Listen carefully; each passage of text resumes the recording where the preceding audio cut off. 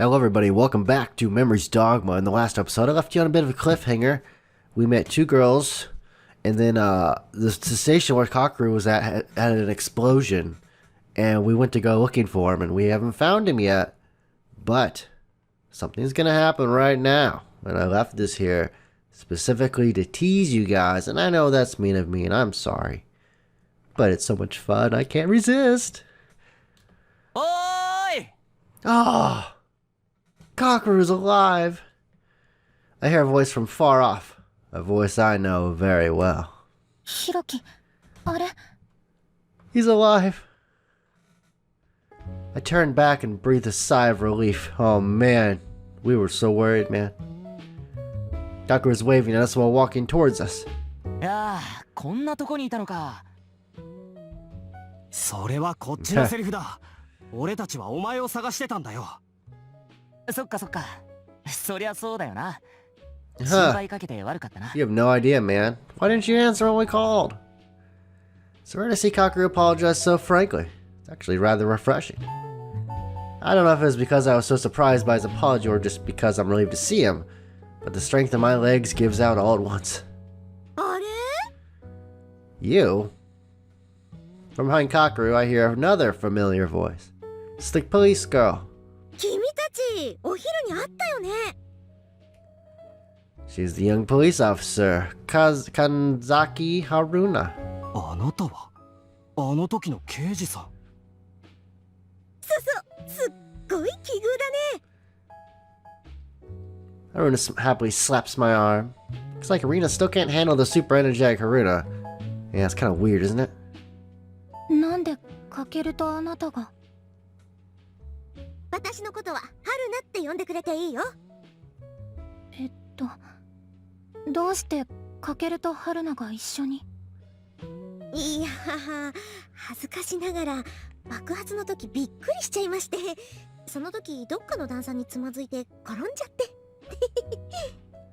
Oh, that was the most adorable laugh ever, wasn't it? その時、俺も近くにいたんだよ。Yeah, we know. 駅からそんなに近いところにはいなかったから、俺は何ともなかったんだけど。That's good.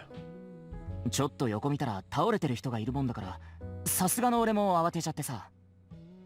でも声をかけてみたら、本当にこけただけで、さらに刑事さんだったんだよね、意外にも。そうそう、意外にも刑事だったんだよね、私。っておーいまあ、こけたものの無傷だったので、周囲の人に声をかけたり、救急隊の手伝いをしたりしてたんだよ。She seemed a little suspicious when we first met her, but maybe she really was just a diligent officer with a strong sense of justice. Even knowing the danger, she came all the way out here to save people. 何しろ、本官は警察官ですから。She might be a serious person at heart, but everything she does just ruins my serious impression anyone might have of her. I guess it's just how her personality is. で、お前は？俺も刑事さんと一緒にここまで来たってわけ。雨宮君ってばついてくるなって言ったのに全然言うこと聞かなくてさ。まあ人手が足りないから助かったんだけど。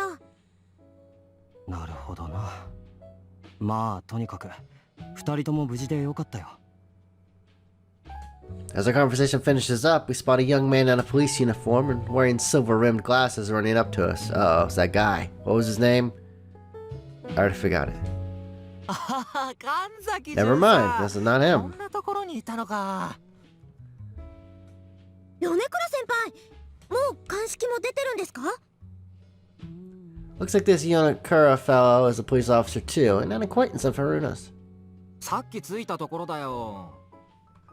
なるほど。お疲れ様です。Haruna salutes crisply, makes you wonder if she really is the same person that had been so lax a few moments ago. This is the first time I think I've ever actually seen her act like a real police officer. それで、この方たちは？ We quickly explain our situation to Yonakura-san.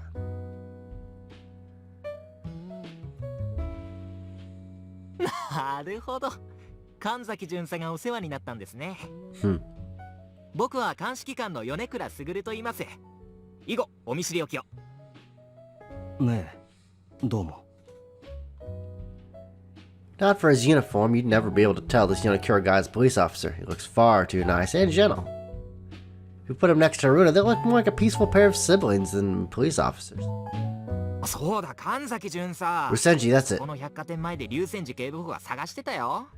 He didn't want us coming in here, but we were like, nah, man, we already came here. We're not gonna let you just let us, you know, from trying to find Kakeru. 了解です。ありがとうございます。 Looks like these two are investigating together with Rusenji, who we saw earlier. Haruna turns back to us and bows. 君たちもありがとね。もう歩けるし、ここからはお別れだね。うちの巡査がお世話になって本当にどうもありがとう。でもお世話になっておいてあれだけど、この辺りからは早く避難してほしいんだ。もう僕たち鑑識が入って捜査してるからね。そうですよね。すみません。俺たちも探していた友達が見つかったので、これから避難します。うん、そうしてくれると助かるよ。まだ犯人も捕まってないし、危険だから早く立ち去った方がいい。Alright, well, hear you, man. Just as he says that, Yonakura-san surveys the area with a nervous expression. As he does so, Kakeru elbows me lightly and brings his face closer to mine. 犯人ってことは、やっぱりこの爆発は誰かが仕掛けたものってことだよな。そうみたいだな。俺たちも早くここを。I gulp as I see Rusenji-san appear turning the corner at the end of the street. Uh-oh. He definitely sees us too. Starts running towards us. His face is a storm of rage. You think he's gonna be nice to us and let us off easy? 君たちこんなとこで何してるんだ。引き返せと言っただろう。 Oh, we didn't hear that part. After yelling at us, he turns to Haruna and Yonakura-san. 師匠、お疲れ様です。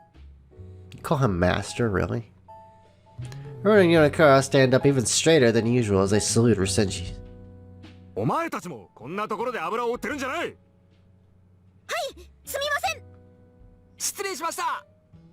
それで君たちと一緒にいた子たちは確かあと2人いただろう。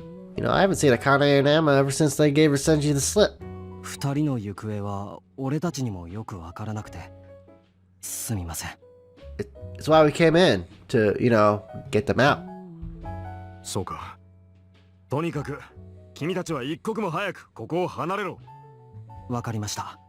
レイナ、俺たちも行こう。Yeah, I don't want us, like, getting taken in for questioning. Let's just go. Those two can fend for themselves. As I turn back to Rena, I can tell that she isn't listening. She's just staring at a black smoke rising up from the destroyed station. Looks like she's deep in thought. レイナ、大丈夫か？ええ、ごめんなさい。なんだかとても嫌な感じがして。As she says that, Rena peels her eyes away from the smoke cloud. It's true, the spectacle around us is completely out of the ordinary, so I can kind of understand Rena's feelings. Let's go. As I'm about to say Serena, suddenly... No, I'm not gonna cut the video here. It's too early. What? We hear Akane's piercing yell even from this far away. As I turn in the direction of the voice, I see Akane and Ima further down the road running towards us. Wait, it's not just Emma and Akane, there's one more person.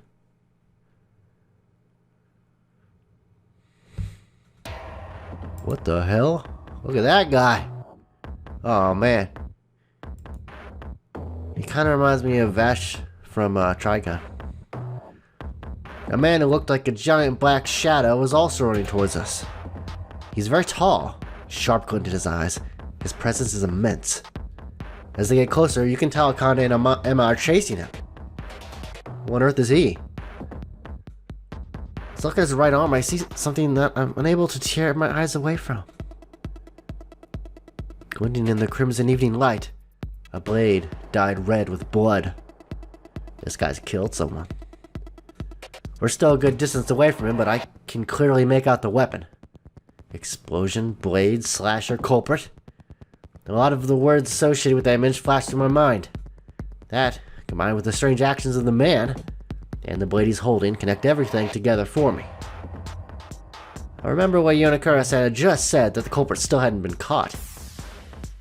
Is that man running towards us right now the culprit? I sure hope so.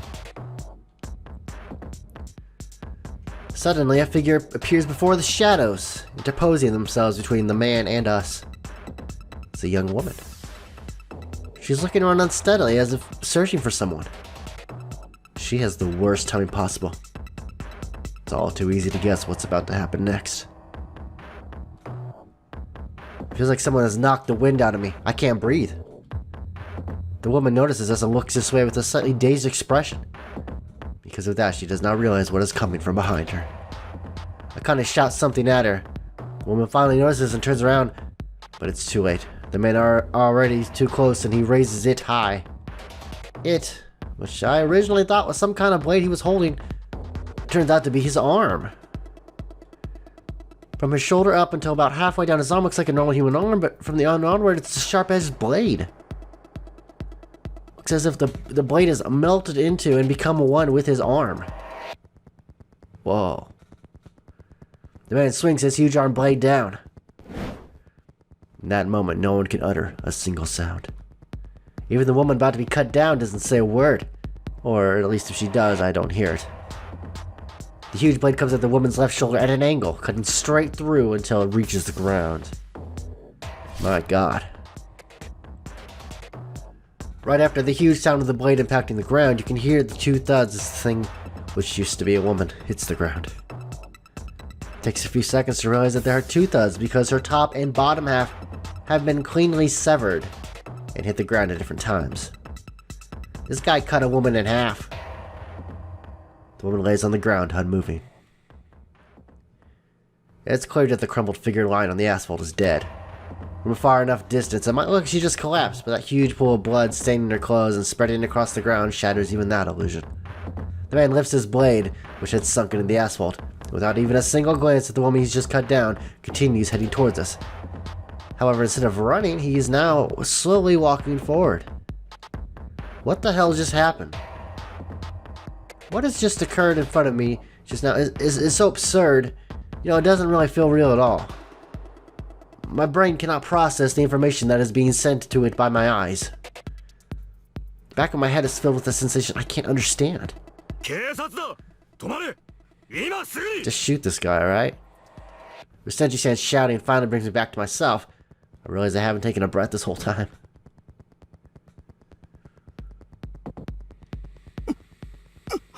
Well, it looks different than the picture. I hurriedly take a breath, and as I do so, narrowing my field of vision begins to expand again. My body, which has been frozen in place, can finally move again. I look back at the man approaching us. He's looking toward Senji-san with his head slightly tilted, and a faint smile on his face.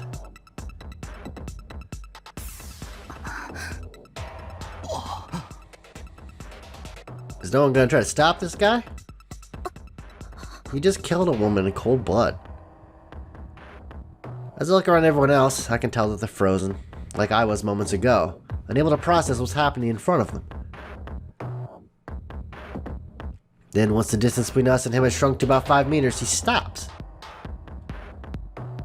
However, he shows no intentions of surrendering his weapon. Instead, he readies himself and takes a stance.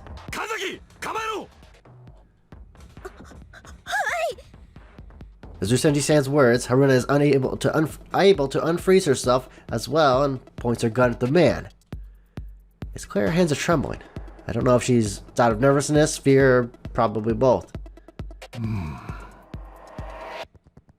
The man surveys us all as if he's looking at prey. And finally his line of sight settles on one person. The person reflected in his eyes is... Who's it gonna be? We're gonna find out in tomorrow's episode of Memories Dogma. Who's this guy going to go after next? Is it gonna be me? Or one of my friends? Or maybe those guys? Who knows? It's anyone's guess. Have a good day, and I'll see you tomorrow. Take it easy.